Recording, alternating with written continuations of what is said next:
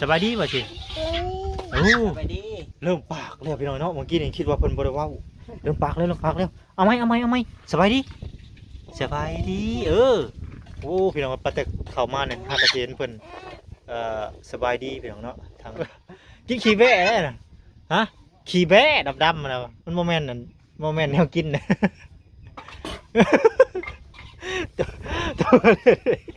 ไข่มุกก็ขี้แบะไข่มุกกินรสว่าขี้แบะบูติ่มแล้วกินบ่ยากบ่ให้เด็กน้อยกินแนวหวานขี้แบะบ่กินรสไว้โอ้ไม่เศษมีประโยชน์หลายอ๋อเดี๋ยวเอ้ยตัวนี้เด้อเอาไว้เฮ็ดตังตัวงามๆเนี่ยไว้เฮ็ดตังเดี๋ยวมาแตกบ่แตกเนาะแต่ก็แก้ไขได้อยู่ตอกทั้งแจมันเด้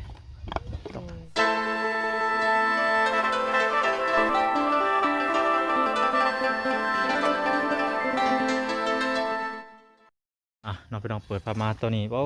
ตัวส่วงแรงๆไปลองเข้ามาหาทางครอบครัวแก้วบ้านสวัสดีเด้อไอ้วันเด้อว้าตัว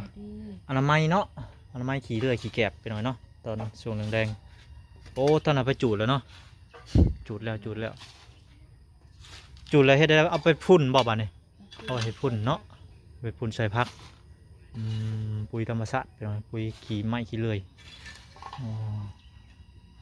แมงนี่คันอีกเลยจักสิแรงหรือสิพ้นอันนี้ก็ได้กับบูฮูกันตะเลอยู่โอ้ทางไอ้แก้วประเทศอยู่ยังเด้นะน้องขมุกขมุมอยู่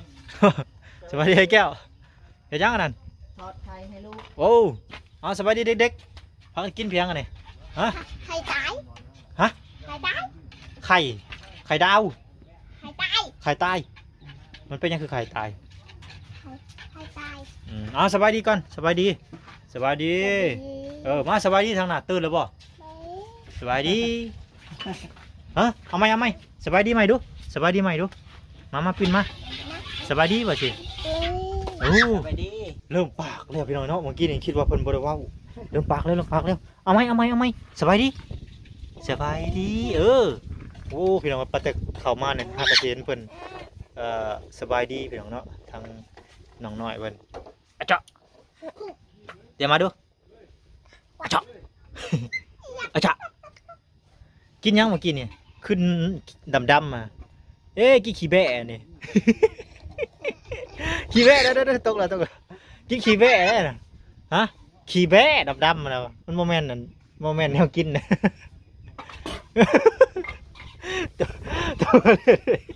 ไข่มุกก็ขี้แบะไข่มุกกินรสว่าขี้แบะบูติ่มแล้วกินเนี่ย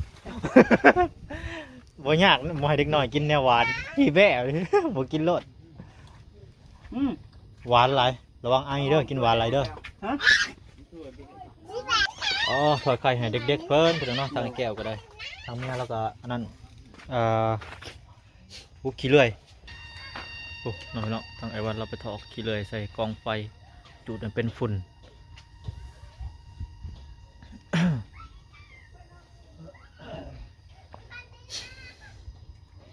เก็บหมูเป็นไปใส่แล้วปุ๊บมาต่ออีกพี่น้องบ้านเนาะทางไอ้วันเราผ่าพื้น ผ่าพื้นไว้โอ้ไม่เศษมีประโยชน์หลายเดี๋ยวเอ้ย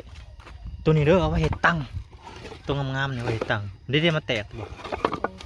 แตกเนาะแต่ก็แก้ไขได้อยู่ตอกทั้งแจมันเด้เบิ่งขอสิเลือกเบิ่งเด้อไว้เฮ็ดตังมีแม่มันบ่มีลูกมันบ่ตัวนี้แม่มันตัวลูกมันนี่ตัวนี้ก็ได้อยู่นี่ตังมีจะมีจังอันละตังบ่มีบ่ต้องได้เฮ็ดนี่แหละตัดแง่ขามันที่หาเลือกขามันเนาะเพราะเฮ็ดตัง FC เพิ่นแนะนำมาว่าเฮ็ดตังเลยเด้อบ่มีตังหนังบ่ได้เฮ็ดตังหนัง ต้องหาแม่ดีๆกันลูกดีๆกัน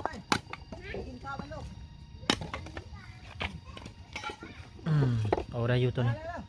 ได้อยู่หาตัวนี้ซ้ำกันตัวนี้หาตัวซ้ำกันไม่ใช่หรอนี่บ่ตัวสันพูนทั้งพูนเป็นไงได้แล้วพี่น้องเนาะเบิ่งซ้ำกันอยู่บ่เบิ่ง เอ้าซ้ำกันอยู่แน่ได้แล้วได้เรื่องแล้วมีกระปูอยู่2 โตไปหน่อยกระปูเอาไปจีให้อันดิวกินบ่นี่เบิกกระปูนี่ 2 อันพอดีเลยนี่อ่านกับน้อง เออมือยังเฮ็ดไปหน่อยคำมืดปืดตาแล้วอันนี้เก็บไว้อันนี้อย่าเผาไปดังไฟเด้อตัวนี้โอเคสิเลือกไว้กองไว้นี่แหละนี่ให้น้ำฝนถึงมันจังล่างออกโอเคนี่ได้แล้วเดี๋ยวมือเสร็จมีบ่ตะปู6ตะปูหาเนาะเดี๋ยวสิหาเอาแต่น้ำมันนี่แหละเขาคันบ่มีก็แกะไขไปก็ได้นี่ซุ่มน้ำนี่เห็ดพื้นไปเลยซุ่ม แตกเนาะ มันแตกแล้วเอาไปพื้นแล้วตัวนั้นบ่แตกนี่เอาไว้ในตัวนี้เดียวมืออื่นเขาวางเช็ดให้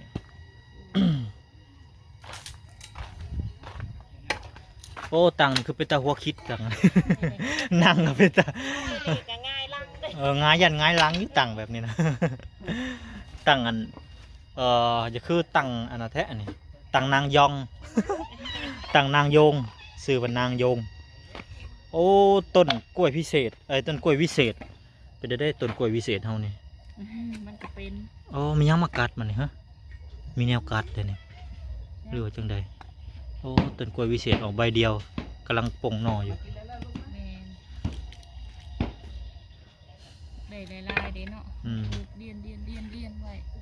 อันนั้นทาแล้วเพื่อนแล้วก็ไปคอสาบานเพิ่นจากมือแล้วเพื่อนเพิ่นเนาะก็สิเขาไปคอทางสาบานเพิ่นก่อน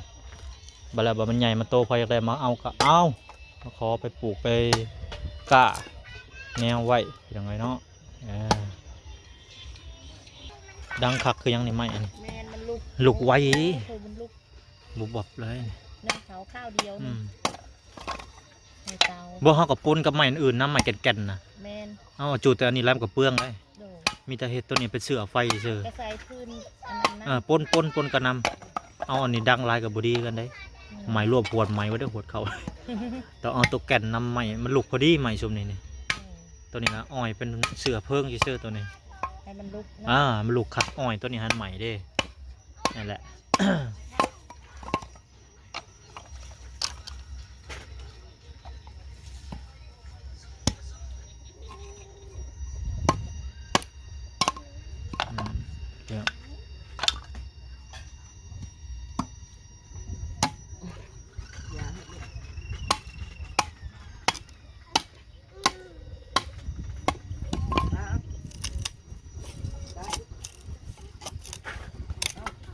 เดี๋ยวเหนียวแล้วเนาะ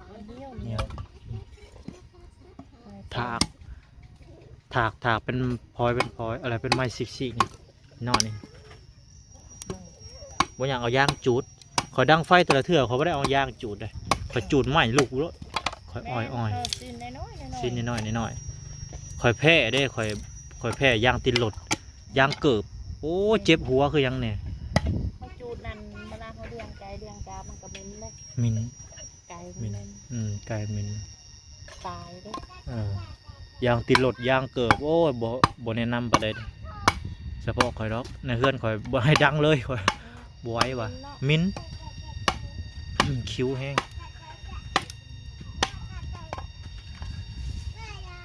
ขอยดังไฟเนี่ยเอามีแต่เอาไม้แล้ว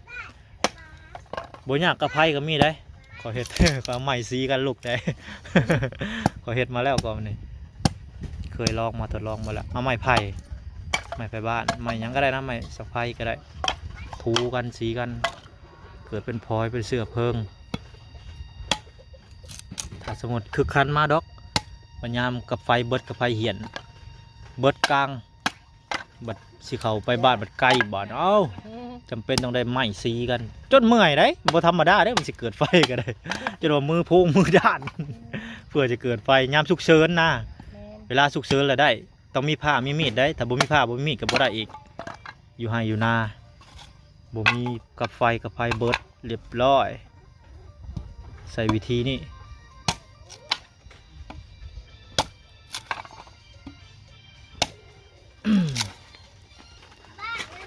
มองเฮากะพูดแหละบัดว่างๆเพื่อนน้อยแก้วเนาะมองนี่คือถือตะกะแตนบ่ คักแท้เลยมองเลยโอ้มานแห้งลิฉันเนาะปากกางอยู่เดินบ่หรือเนี่ย ไอ้แก้วมานตะกะแตนพี่น้องเอ้ยถือหัวตะกะแตนสงสัยมันบินมากกลางคืนพี่น้องเอ้ยบินมาถือแถวนี้แหละ ถ้ามันแมงใหม่ตัวได้บินมาเรียบร้อย แต่ช่วงนี้มันใส่บ่ได้น้ำมันร้าย แม่นมันน้ำลายดิซาไปข่อยไปหาน้ำใหม่กับทางเอวันเปิดโอ้ยน้ำลาย กับบริขาดที่มองเอามาใหม่ก็ยังบริขาดเนาะ แม่น มีแต่ถารอนำพวกตัวน้อย แห้งไปแล้วที่ใส่ตอนนี้ก็ยัง ใช่ที่น้องไปได้น้องบ่ได้บ่ส่งถือเนาะ ใส่ได้เยอะคือกันแต่ยันบ่ถึกบ้าง ถือปลาซิวอ่ะ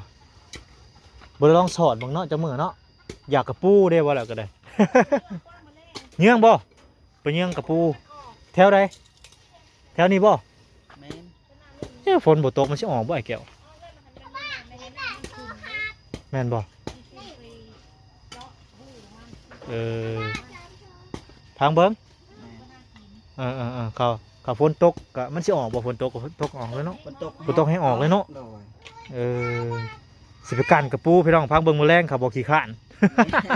ว่าอีกก็ถึกเยอะอีกเนาะพังเบิ่งเขาบ่เมื่อยรอติดตามต่อไปจักสิได้ไปหรือบ่พี่น้องแต่ว่าอยากกระปูช่วงนี่จักเป็นหยังบ่ฮู้ข่อยกินมื้อน่ะติดใจเลยมันเลยโอ้ครับ คนเจี๊ยคนนั่นนะ แม่น ดำโดย ๆข่อยมีแต่กินสดเลยได้ข่อยหมักจ้ำกินตำหมูหุ่งกับปูน้อย ฮะไม่หยังบ่อะไรแม่นแหละลองเบิ่งทดลองเบิ่งโอเคโอ้แมงนี่ห้องเนาะจักสิแรงหรือสิพ้นไปดองเลย ตรีอยู่แรงเลยบาดนี้ตาย